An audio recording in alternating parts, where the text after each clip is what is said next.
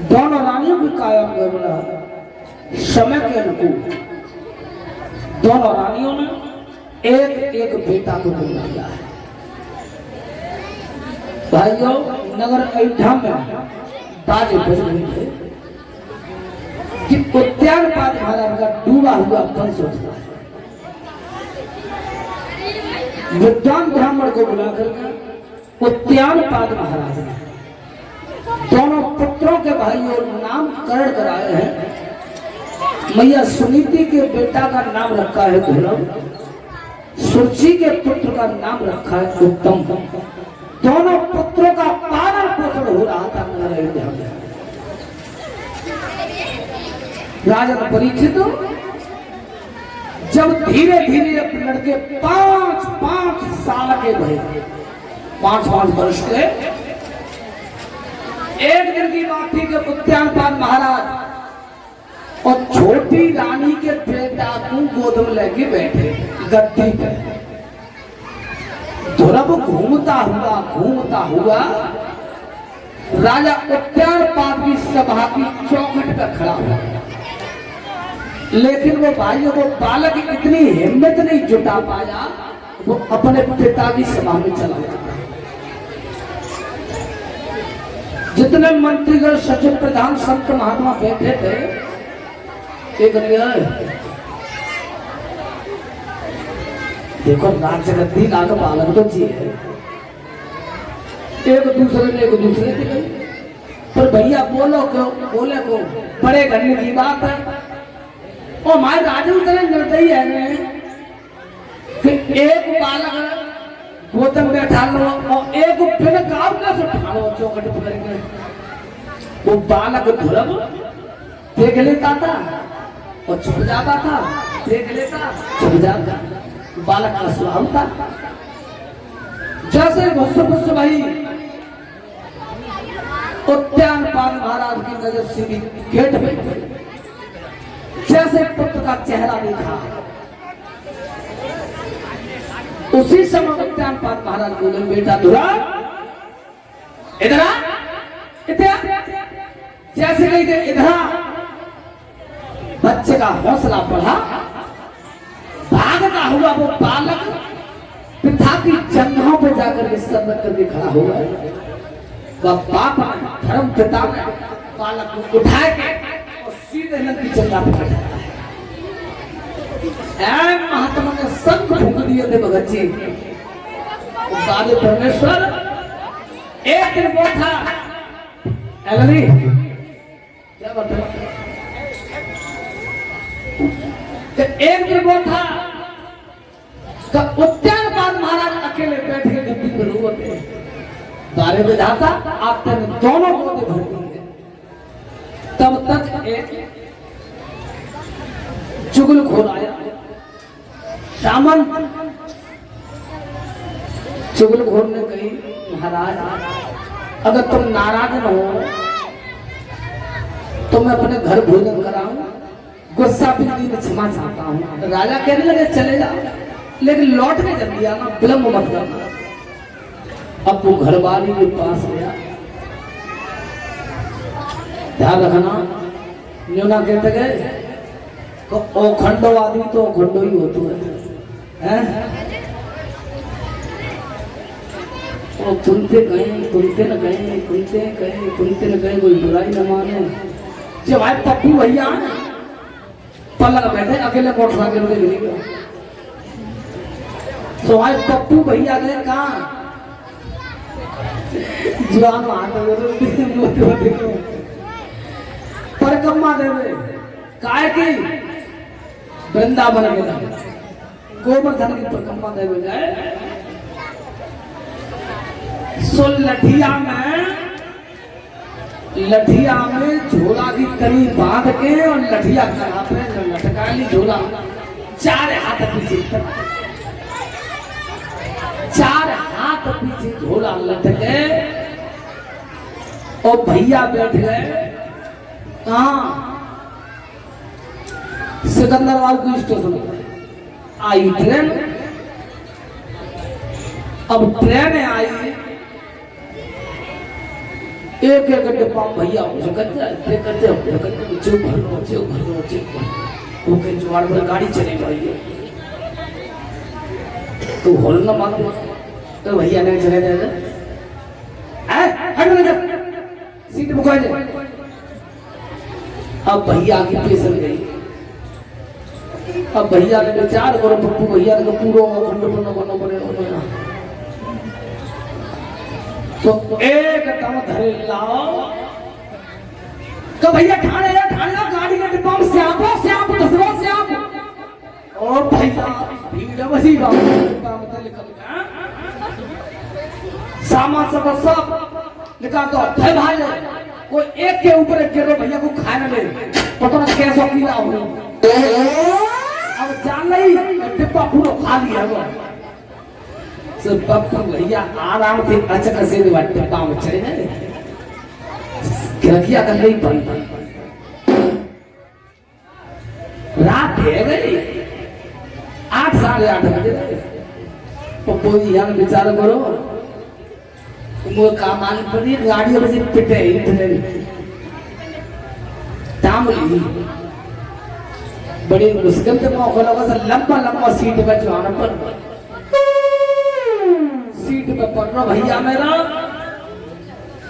पंखा की हवा पे ऐसी नींद आई आंखें मिच गई जवान की सोएगो अब सोएगो अब सवेरा हो तो केतली लेके चाय बेचेगा वाली चाय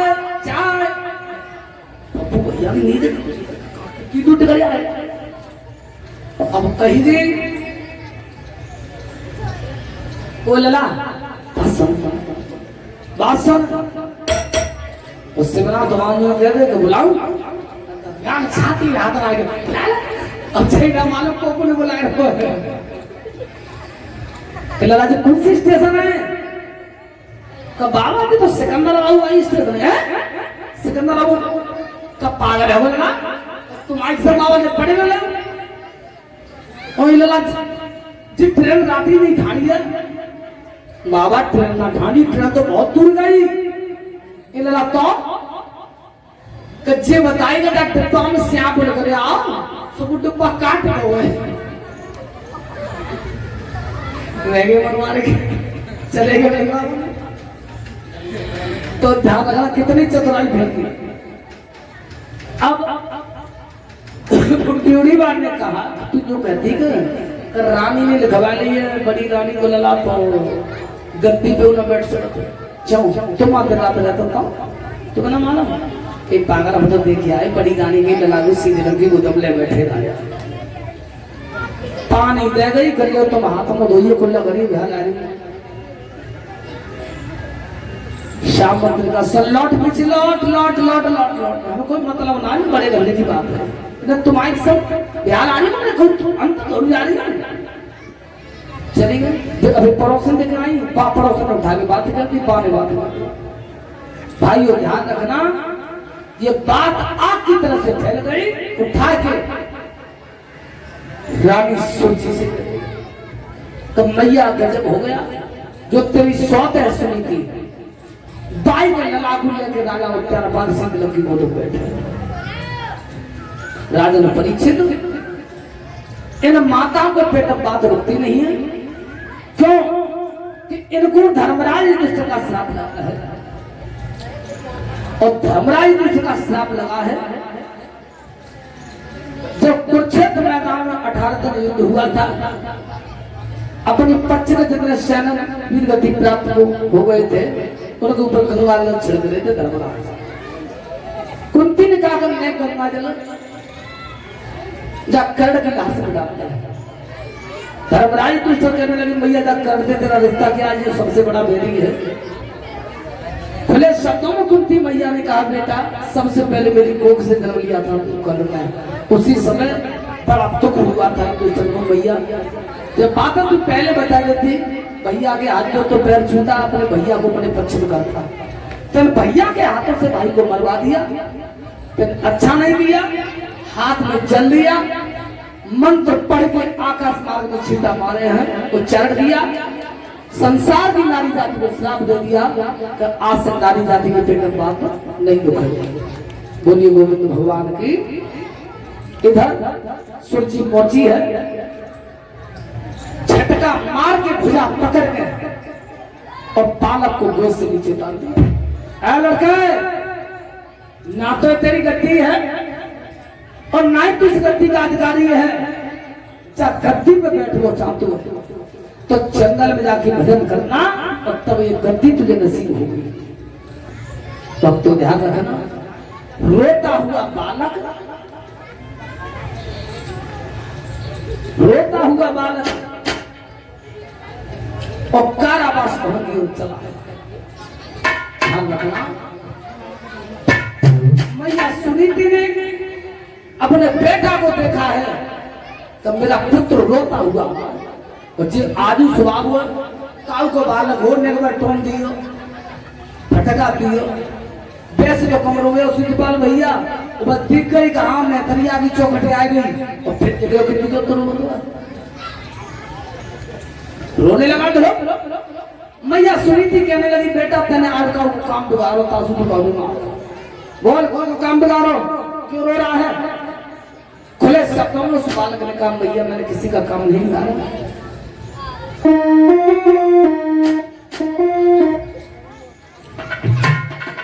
न किसी के काम में बाधा डाली है। मैं और उत्तम भैया पिता की गोद में बैठे थे, अचानक मैया सुरची पास आई।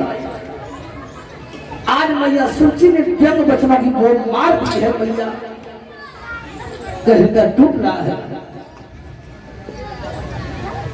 मैया व्यंग वचन बोलती रही और पिताजी सुनते रहे। अरे बेटा मेहताई के मार को बेटा को लगते, अरे तेरी मेहताई कैसी मैं कैसी सोची। मैया दुख इस बात का नहीं है, दुख इस बात का है क्या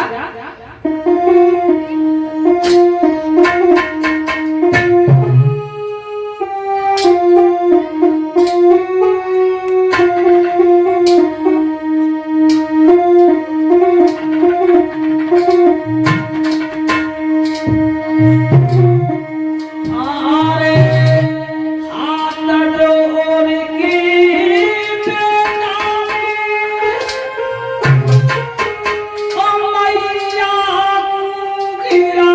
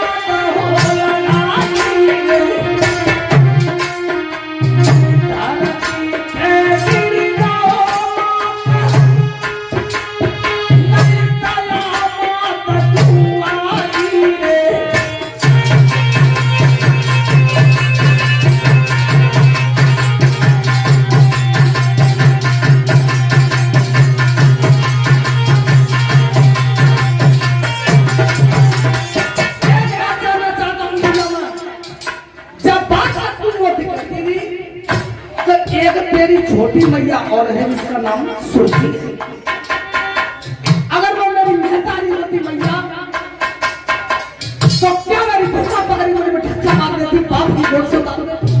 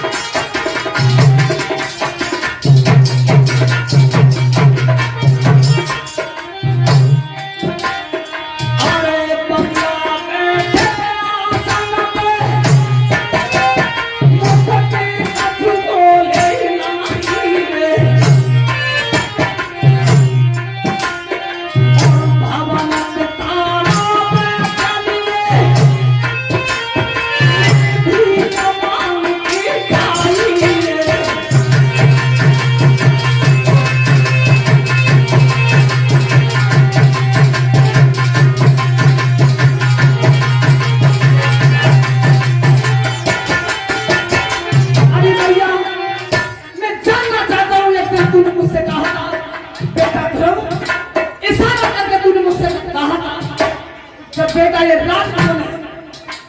ये सब तुम्हारे पिता का है, वो तुम्हारे पिता है। ये बेटा सब प्यारा ही है। मैया तूने मुझसे झूठ कहा था।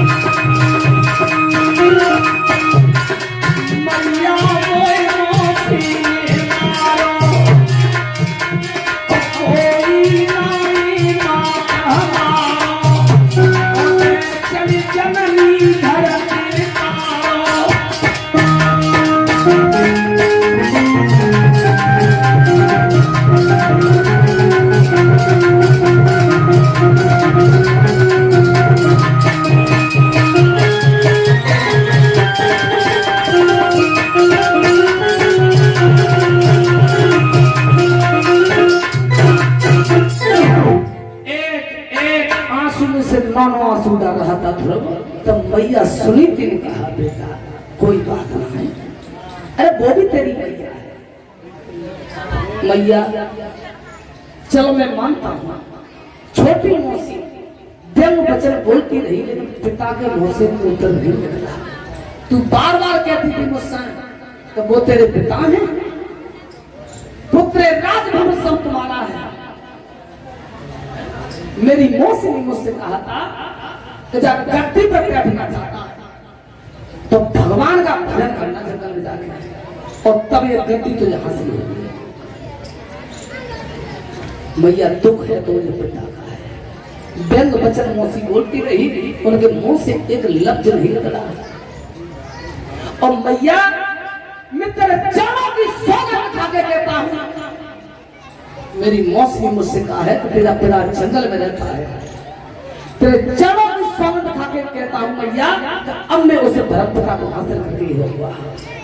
ध्यान रखना, नाना भाष से मैया सुनीति ने समझाया था पुत्र बेटा इस समय तेरी उम्र भजन करने के योग्य नहीं है बेटा, जंगल में कोई जंगल जीव तेरे ऊपर आक्रमण कर देगा। लेकिन हटके होते तीन बाल हट, बालक बेच जाए, बालक बेच जाए। अगर अब आप तेज कछु ले चॉकलेट ले पार्ले ले भाई मूड पर चढ़ गई गए गिलसिया ना जो दुकान पर डालो तो टार है वो लोग ना सकर तुम ये तो बाल हट होते हैं। राजहट राजा ने हुक्म कर दिया कि कल फलाने सिंह को फांसी होगी, तो है सकता राजा दया जा फांसी बच जा। तेरिया ये उच्च कोट की हट होती है, अगर जिद ठाने तो ठान ही पूरा जीवन है वो कमाई करते करते जब घर में टटुकी दे देता और आप तक कारण लगे झाले नाले पाए मोटा बाल कछु कर मेरे बाबा मेरे भैया की शादी है। तो जो हनुमान बताइए, श्री सुखदेव जी कहते हैं राजा परीक्षित नाना भाष से मैया सुनीति ने समझाया, मैया जान नहीं कि मेरा पुत्र लौटे नहीं मानेगा। पुत्र को हृदय से लगा करके तीर फोड़ के वो मैया रो गई थी।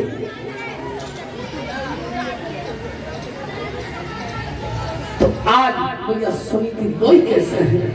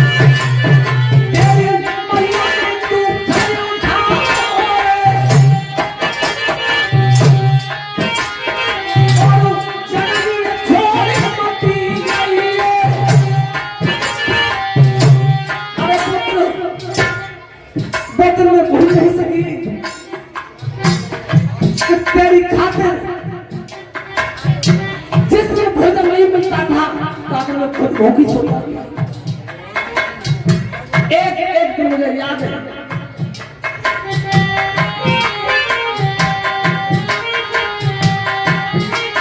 कुछ मेरी समझ अवस्था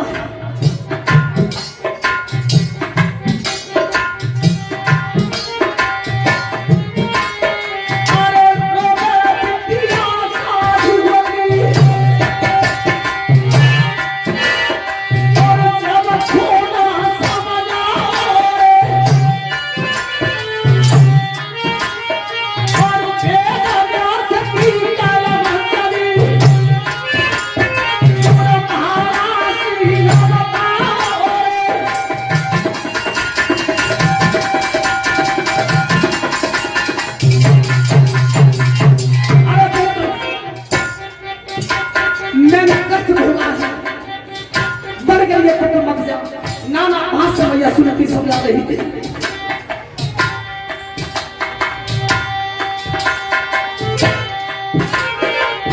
राजा परीक्षित गोद से उतर के धोने और मैया के पैर छुए।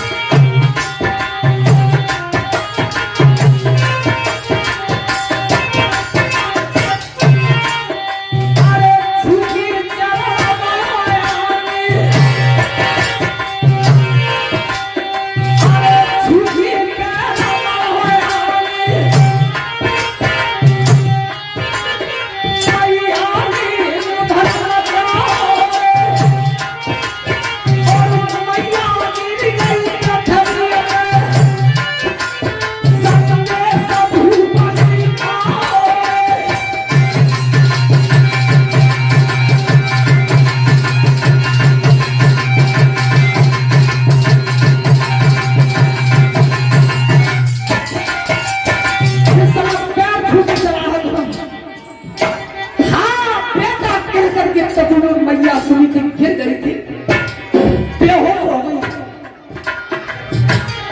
शरीर का कोई पता नहीं था मैया कहां पड़ी है। जब दुख जाने वाली मैया सुनी थी ये तुका समाचार आया, उपचार बात को मिला है, महाराज तुम्हारा बेटा बनवास जंगल में जा रहा है।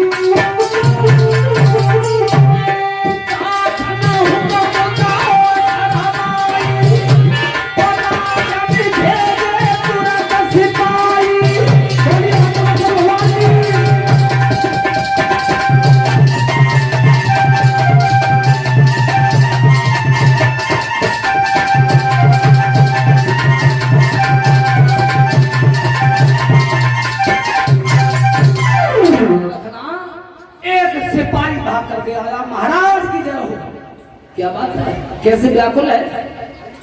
इतना मैया पृथ्वी में गिर गई थी, पुत्र आगे बढ़ गया, महाराज अनर्थ हो गया। क्या बात है, तुम्हारा पुत्र था तुरंत जंगल के लिए तपस्या करने के लिए जा रहा है। राजा उद्यान पाकर के मेरे मुंह की तरफ देख रहे हो। बहुत जल्दी जाओ मार्ग में रोक लेना मेरे बालक को, और बस समझ आ दियो कि जंगल के लिए न जावे, आपने ध्रुव के लिए और ध्रुव सिपाही भाग गया है और लड़ा ध्रुव रुक जा। बेटा तुम्हारे पिताजी ने ये बात कह दी है कि जंगल में मत जाओ, आपने तुम्हारे ना तुम्हारी मैया सुनी थी के लिए पौष्टिक भोजन जो राजघराने में मंत्रीगण सच प्रदान करते हैं। सिपाहियों तुम लौट जाओ, मेरे पिता को समझा दे। सिपाही लौट जाए। महाराज तुम्हारा पुत्र ध्रुव रुका नहीं। राजा ने तांती पीस के लिए सिपाहियों मेरा खड़ा खड़ा मुंह देख रहे हो, बहुत जल्दी मेरे बेटा को रोक लो और कह दिया मेरे बेटा ध्रुव से हम आज ही ना राजगद्दी को बंटवारा कर देंगे। कैसे समझ आ गया कि मेरे बेटा को लौटा। अब सिपाही हाथ में भागने लगे दरवाजे। भाइयों कई योजन दूरी पर निकल गया था ध्रुव और सिपाही भागते हुए आ गए। बेटा ध्रुव रुक जाइए, बार बार आवाज दे रहे थे। मार्ग में ध्रुव खड़ा होगा। जब खड़ा हुआ क्या बात है लला, कछु करो कैसी करो, बेटा हमारी विनती है तुम घर चलो। तुम्हारे पिताजी ने ये बात कही रही है कभी आज राजगद्दी को बंटवारा कर रहे, आधे राज्य के मालिक बेटा तुम और आधे राज्य का मालिक उत्तम बनो, पर बेटा जंगल में चलो लौट जाओ। मुस्कुरा करके ध्रुव विचार कर रहा है बारी पर महात्मा तेरे नाम में तासील कितनी है। जब तेरे नाम में इतनी तासील है तो आधे राज्य पर नौबत आएगी तो तेरी भक्ति में भी तासील कितनी होगी। ध्रुव ने कहा सिपाहियों मेरे पिताजी को नाना भांत से समझ आ देना। मैंने दृढ़ किया है कि अब मैं तपस्या करके अपना रूप इस नगर में दिखाऊंगा। न एक चली न दो चली, सिपाही मन को मसोस के और उदास रूप से नगर अयोध्या में लौट गए। जब ये समाचार सुना होते महाराज ने मेरा पुत्र लौटा नहीं, भाइयों दुखी हो गए महाराज। अरे सोची तू ये व्यवहार मेरे बेटा के साथ न करती तो मेरा पुत्र जंगल में तपस्या करने के लिए नहीं जाता।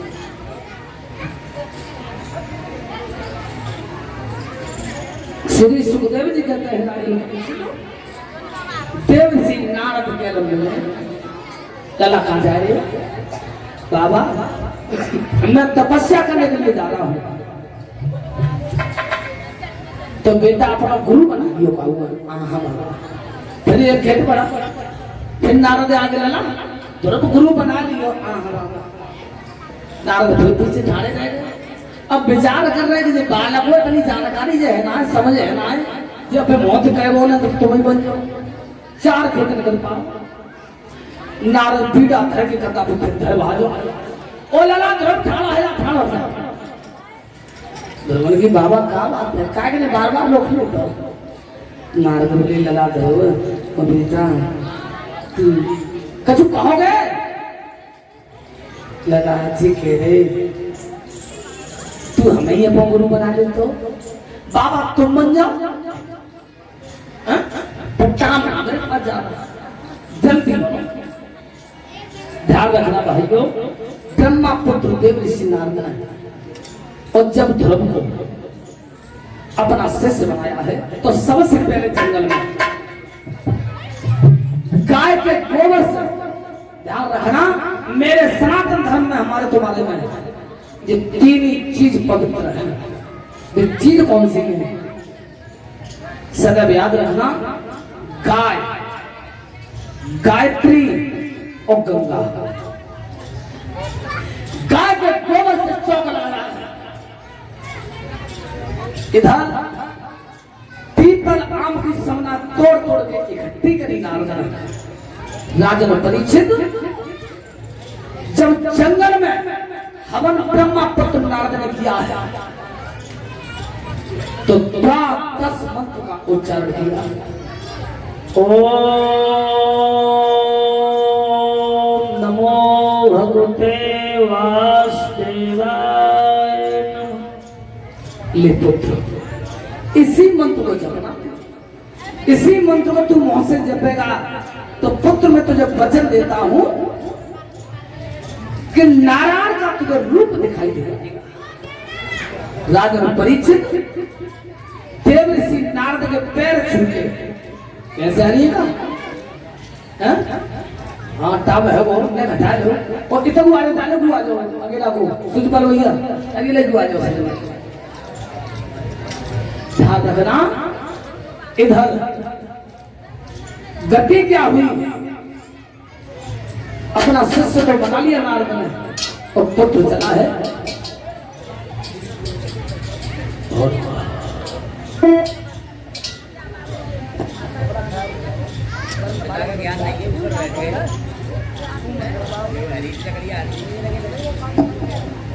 ध्यान रखना, आज वृंदावन में पहुंचा है। ये वृंदावन सबसे सर्वोत्तम तपोभूमि मानी जाती है। आसन लगा करके बैठ गया और जब आत्मा परमात्मा में लीन वही है तो सबसे पहले इंद्र का इंद्रासन लिया। अमरापुर में देवराज में विचार कर रहा था कि एक कौन भक्त है इसकी भक्ति से मेरा इंद्रासन होता है। जितनी अवसराएं थी सब देते, जाप कछु करो, कैसे करो, चाहे नाचो चाहे गाओ, तो जाके समाधि करो। राजा परीक्षित अब समय नृत्य कर रही थी, ध्रुव तपस्या कर रहा है, आत्मा परमात्मा में लीन है। नाच नाच के इल्ला इल्ला के चली गई पर पुत्र की समाधि नहीं, ध्यान नहीं भटका सका। बोलिए सच्चिदानंद भगवान की। अब ध्रुव ने विचार किया है कि ऐसे भक्ति हो नहीं पाएगी, भक्ति में रोना अटक रहा है। उसी समय उस पुत्र ने कौन सा कर्म किया है तपस्या करते करते? क्या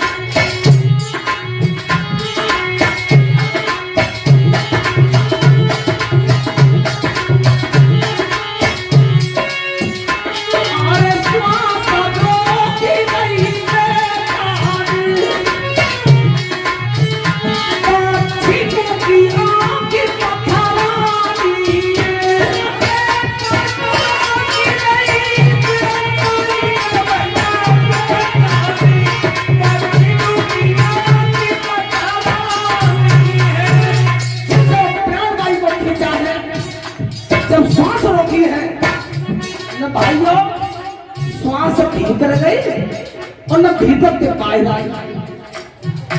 एक जगह पर श्वास को रोक दिया था ध्रुव ने, तो पक्षियों की आंखें पथराने लगी।